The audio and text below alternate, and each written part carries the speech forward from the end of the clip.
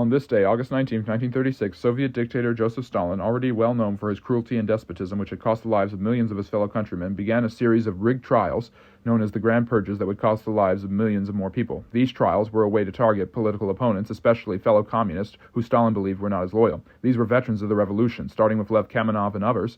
Many people were put on trial, forced to confess, and murdered.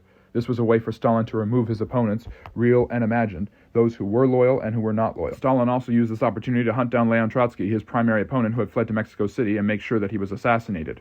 It didn't matter if you were guilty or innocent. All that mattered was that you were loyal to Stalin, or else you, your family, and any of your followers or devotees were subject to be murdered. Speaking of the Soviet Union, on this day in 1960, Francis Gary Powers, an American pilot flying an American spy plane, was sentenced to 10 years of confinement by the Soviets. He was later released in a prisoner exchange in 1962. Lastly, on this day in 1991, Mikhail Gorbachev, the head of the Soviet Union, was overthrown in a temporary coup. He was restored to power, but this was proof that the system was collapsing.